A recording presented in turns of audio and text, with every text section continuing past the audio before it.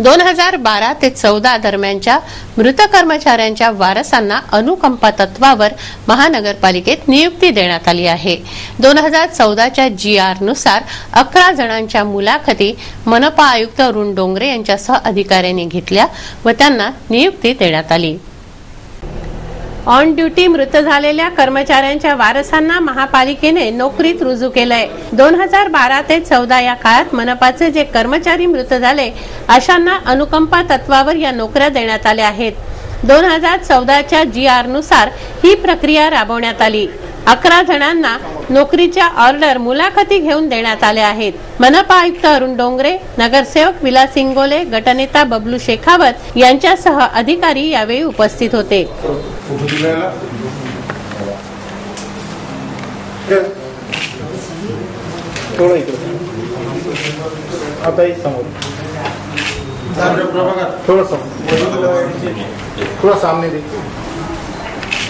अमरावती महानगरपालिकेमध्ये 2012 ते 2014 या दरम्यान जे कर्मचारी मृत्युमुखी पडले होते त्यांच्या वारसांना अनुकंपा तत्वावरती शासनाच्या 1 मार्च 2014च्या GR नुसार त्यांची मुलाखती घेण्यात आली।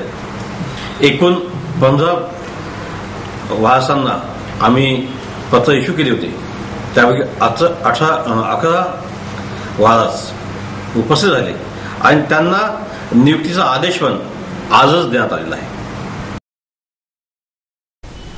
रास्त भाव दुकानदारांच्या मागण्या शासन दरबारी मांडाव्या अशी मागणी करून भातकुली तालुका सरकारी स्वस्त धान्य दुकानदार संघटनेनं भातकुली तहसीलदारांना निवेदन दिलं। भातकुली तालुका सरकारी स्वस्त धान्य दुकानदार संघटनेनं भातकुलीच्या तहसीलदारांना निवेदन दिलं। रास्त भाव धान्य दुकानदारांच्या मागण्या शासन दरबारी मांडण्याची मागणी त्यांनी केली। रेशन दुकानदारांना सरकारी कर्मचाऱ्यांचा दर्जा द्यावा, रॉकेलचा कोटा वाढवावा, रेशन दुकानाचं भाडं, 2 नोकरांचा पगार, वीज बिल सरकारने द्यावं, दुकानापर्यंत धान्य पोहोचवण्याचा खर्च सरकारने उचलावा आदी विविध मागण्या संघटनेच्या आहेत। आम्ही भातकुली तालुक्याचे रास्त भाव धान्य दुकानदार आज तहसील कार्यालयावर धरणं आंदोलन यासाठी देऊन राहिलो का आम्ही 30-40 वर्षापासून हा व्यवसाय करून राहिलो। शासनाने आजपर्यंत आमच्याकडे काय लक्ष दिलं नाही, तरी आज आम्ही धरणे आंदोलन देऊन आमचं एक निवेदन असं आहे की रेशन धान्य दुकानदाराला सरकारी कर्मचाऱ्याचा दर्जा मिळावा, रॉकेलचा कोटा वाढवण्यात यावी आणि रेशन दुकानदाराला दुकानाचे भाडे, विद्युत बिल, नोकरचे पगार असे पण आम्हाला मिळाले पाहिजे। रेशनदार दुकानदारापर्यंत धान्य शासनानं पोहोचवला पाहिजे। APLचा धान मागील 4-5 महिन्यापासून मिळून नाही राहिला, लोकांमध्ये दुकानदारच्या विरुद्ध रोष निर्माण होऊन राहिला, तरी शासनानं APLचा धान्य आमच्याजवळ द्या, आम्ही नियमप्रमाणे लोकांना वाटणार आहोत। तसेच धान्यावर आम्हाला तूट मिळत नाही, ते तूट आम्हाला मिळाली पाहिजे अशी आमची मागणी आहे। जर शासनानं आमची मागण्या पूर्ण केली नाही तर आम्ही रस्त्यावर उतरून याचे पुढे तीव्र आंदोलन छेडण्याची आमची तयारी आहे। महाराष्ट्र राज्य ग्राम रोजगार सेवक कर्मचारी संघटनेनं आपल्या विविध मागण्यांसाठी जिल्हाधिकारी कार्यालयावर धरणं आंदोलन केलं। नियमित मानधन, भविष्य निर्वाह निधी आदी मागण्या ग्राम रोजगार सेवकांच्या आहेत। ग्रामरोजगार सेवकांना महाराष्ट्रात नरेगामध्ये पूर्णपणे जोडण्यात यावं, नियमित प्रतिमाह मानधन देण्यात यावं, श्रेणी 3 लागू करण्यात यावी, विमा लागू करण्यात यावा, ग्रामरोजगार सेवकांचा भविष्य निर्वाह निधी लागू करण्यात यावा आदी मागण्यांसाठी महाराष्ट्र राज्य ग्रामरोजगार सेवक कर्मचारी संघटनेनं जिल्हाधिकारी कार्यालयावर धरणं दिलं। ग्रामीण रोजगार हमी योजनेमध्ये ग्राम रोजगार सेवक हा 8 वर्षापासून प्रतिमा काम करत आहे आणि या यंत्रणेमध्ये सर्व जेवढे कर्मचारी आणि अधिकारी कार्यरत आहेत या सर्वांना प्रतिमा मानधन मिळते आहे। फक्त एक ग्राम रोजगार सेवकच असा आहे त्याला कमिशन पद्धतीने मानधन देण्यात येते। पण आमच्या शासनाकडे अशी रिक्वेस्ट आहे, अनेक वेळा आंदोलनं केली, अनेक वेळा रिक्वेस्ट केली, तरी सुद्धा शासन आमच्या मागण्यांची दखल घेत नाही। त्यासाठी आज आम्ही अमरावती जिल्हाधिकारी कार्यालयावर 1 दिवसीय धरणे आंदोलनाला बसलेलो आहोत। जर आमच्या मागण्या भविष्यात शासन करणार नाही तर आम्ही 25/2/15 मंत्रालयावर आमचा संपूर्ण महाराष्ट्राचा मोर्चा राहील। आमच्या मागण्यामध्ये विशेषतः अशी आहे की आमची मागणी रास्त आहे, रास्त असून सुद्धा शासन आमच्या मागणीकडे पाठ फिरवत आहे. त्याकरता महात्मा गांधी राष्ट्रीय ग्रामीण रोजगार हमी योजनेमध्ये जे काही संरचना आहे अधिकारी आणि कर्मचाऱ्यांची, त्यापैकी फक्त एकच कामगार असा आहे ग्राम रोजगार सेवक, त्याला प्रतिमा मानधन देण्यात येत नाही. म्हणून शासनाने प्रतिमा 15,000 रुपये मानधन द्यायला पाहिजे अशी आमची मागणी आहे. आणि त्याची सेवा पुस्तिका भरायला पाहिजे, त्याचा विमा काढायला पाहिजे. त्याचप्रमाणे त्यात ग्राम रोजगार सेवकाचं पेमेंट जे आहे ते अकाउंट पेमेंट व्हायला पाहिजे. या मागण्यासाठी आज आम्ही इथे बसलेलो आहोत. अमरावती तालुका प्राधिकृत स्वस्त धान्य दुकानदार व किरकोळ केरोसिन परवानाधारक संघाने अमरावती तहसील कार्यालयासमोर आंदोलन केलं. आपल्या मागण्या मान्य करण्याची मागणी त्यांनी केली. महाराष्ट्र राज्यातील स्वस्त धान्य दुकानदार व केरोसिन परवानाधारकांच्या मागण्यांच्या संदर्भातील निवेदन अमरावती तालुका प्राधिकृत स्वस्त धान्य दुकानदार व किरकोळ केरोसिन परवानाधारक संघाने तहसीलदारांच्या माध्यमातून मुख्यमंत्र्यांना पाठवलं आहे. त्यांनी पालकमंत्र्यांनाही आपल्या मागण्यांचं निवेदन दिलं असून अमरावती तहसील कार्यालयावर धरणं आंदोलन केलं. शासकीय कर्मचाऱ्याचा दर्जा मिळावा, स्वस्त धान्य दुकानदारांना तुटपुंजे कमिशन मिळत असल्यामुळे कमिशनऐवजी 2 कुटुंबांचा उदरनिर्वाह होईल एवढं मानधन निश्चित करावं. केरोसिन परवानाधारकांना तुटपुंज कमिशन वाढवून सर्व केरोसिन परवानाधारक व स्वस्त धान्य दुकानदारांना गॅसचे रिटेल आउटलेट मंजूर करून गॅस वितरण करण्याबाबत नियुक्त करावे आदी मागण्या संघटनेनं केल्या आहेत.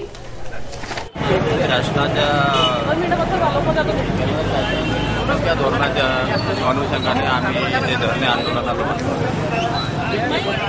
ते किरकोळ काही मागण्या त्या शासनाने आम्हाला द्याव्यात, त्याच्यासाठी आम्ही बसलेलो.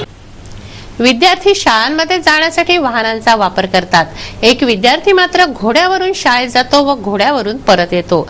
स्कूल व्हॅन, ऑटो, आपल्या आईबाबांच्या गाडीवरून मुलं शाळेत जातात व परत येतात हे चित्र आपण नेहमीच बघतो.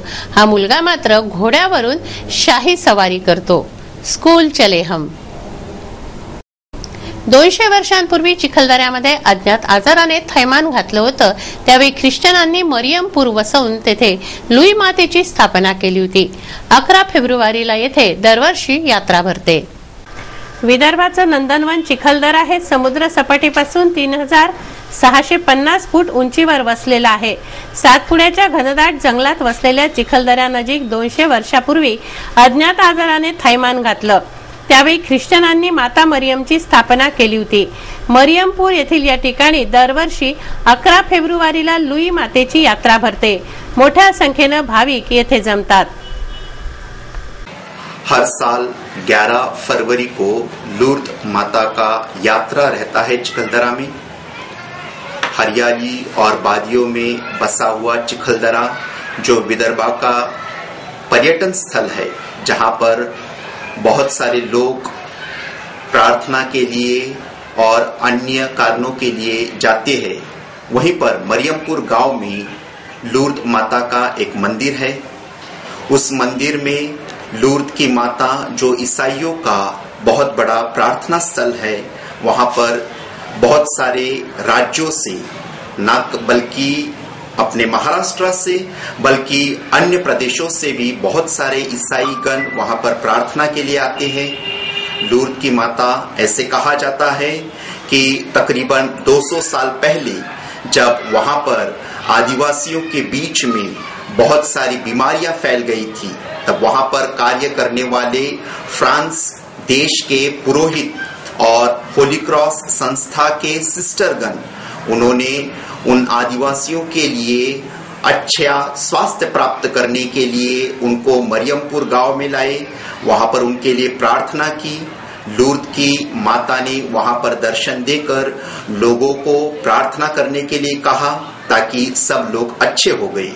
उसी के उपलक्ष्य में वहां पर एक भव्य मंदिर यानी चर्च है, जहां पर बहुत सारे लोग प्रार्थना करते हैं. लूर्द की माता का एक ग्रोटो है, जहां पर नित्य रूप से बहुत सारे लोग प्रार्थना के लिए आते हैं. आप सबों से भी निवेदन है कि आप सब लोग इस प्रार्थना विधि में सहभाग लेकर माता मरियम से ईश्वर की आशीष पाए. धन्यवाद. अकोली मार्गावरील छाया कॉलनीतील संत गजानन महाराजांच्या मंदिरात प्रगट दिनानिमित्त संगीतमय श्रीमद भागवत कथा ज्ञानयज्ञ व नामसंकीर्तन सप्ताहाचं आयोजन करण्यात आलंय। मंगळवारी शारदा महिला भजन मंडळ वल्लभनगरच्या वतीने येथे भजन सादर करण्यात आली। पुष्पांजली परमेश्वर मंत्र पुष्पांजली समर्पयामि। गजानन महाराज की कृष्ण भगवान की धर्म की अधर्म का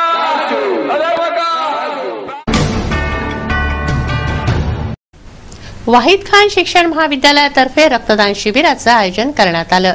रक्तदानाबाबतची विद्यार्थ्यांच्या मनातील भीती काढून टाकण्यासाठी खास करून हे आयोजन करण्यात आलं होतं। उन्हाळ्यामध्ये रक्ताची कमतरता भासू शकते, ही तूट भरून काढण्यासाठी रक्तदान शिबिरं घेण्यात येत आहेत। वाहिद खान शिक्षण महाविद्यालयात रक्तदान शिबिर घेण्यात आलं। विद्यार्थ्यांनी निर्भयपणे रक्तदान करावं, रक्तदानाने कोणताही अपाय होत नाही हे विद्यार्थ्यांना कृतीतून समजावे यासाठी हे आयोजन करण्यात आलं। विद्यार्थी व विद्यार्थिनींनी हिरिरीने रक्तदानात सहभाग घेतला। उन्हाळ्याची चाहूल लागताच बाजारपेठेत टोप्या दुपट्टे विक्रीला येतात। निरनिराळ्या प्रकारच्या टोप्या बाजारपेठेत विक्रीला आहेत। आकर्षक अशा या टोप्या ग्राहकांना आकर्षून घेत आहेत। जुने दुपट्टे टोप्या जाऊन त्यांची जागा आता आधुनिक हॅटने घेतली आहे। उन्हाळ्याची चाहूल लागताच बाजारपेठेत टोप्यांची आवक झाली आहे। चिनी टोप्यांमध्ये फॅशनेबल व आकर्षक अशा किफायतशीर टोप्या आहेत। बघूया या टोप्यांमध्ये नवे काय ते।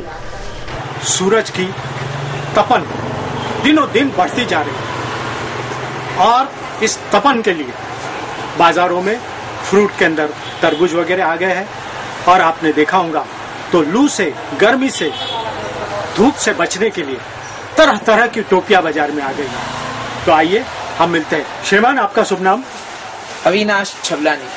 अविनाश जी, फिलहाल धूप से बचने के लिए जो टोपियां बाजार में आई है, ये सब भारतीय है कि चाइनीज भी है? ज्यादातर अभी चाइना का उठाव चल रहा है, तो चाइना की ज्यादा आती है। चाइना की टोपी जैसे अभी हनी सिंह का ज्यादा चल रहा है तो वो हेड पहनता है, तो उस हिसाब से हेड भी बहुत चल रही है। अच्छा, यानी जो फिल्म इंडस्ट्रीज में जो भी वापरा जाता है उसको ज्यादा डिमांड होता है, उसकी ज्यादा हो रही है, ऐसा बोलना है आपको? हाँ। तो आप मुझे इतना बता सकेंगे कि कम में कम क्या कीमत की टोपी है और ज्यादा से ज्यादा क्या कीमत की टोपी आती है? कम से कम 37 रुपीज प्राइस है। हाँ। काऊ हेड में अगर देखा जाए तो अगर ऊंचे में ऊंचे जाएंगे, अगर काऊ हेड में बड़ी साइज की अगर लेते हैं, जैसे हनी सिंह की ज्यादा चल रही, तो वो 80 रुपीज पर कॉस्ट करती है। और वो साधारण सादी जो टोपियां वगैरह जो उसमें आपको 19 रुपीज से रेंज चालू होंगी। अच्छा। तो 45-50 तक जाती है वो रेंज। 90 से 45-50 तक जाती है। अभी इस प्रकार जैसे धूम 3 का ज्यादा चलन है, तो आप मुझे सर पे देख सकते हैं कि ये भी अब बहुत ज्यादा ट्रेंड में चल रही है। अच्छा, पिक्चरों से ज्यादा आकर्षित हो रहे हैं कस्टमर, उस प्रकार की डिमांड के कारण हाँ। ऐसी लाई जा रही है। तो एक बात का जवाब और दीजिए कि पिछले साल की अपेक्षा इस साल टोपियों के भाव में कितना अंतर आया होगा? बढ़े, कम हुए, कैसा लगा? 10 से 12% रेट बढ़े हुए हैं। अच्छा। पिछले साल से अगर कंपेयर करते हैं तो। बहुत बहुत धन्यवाद माहिती देने के लिए। बहुत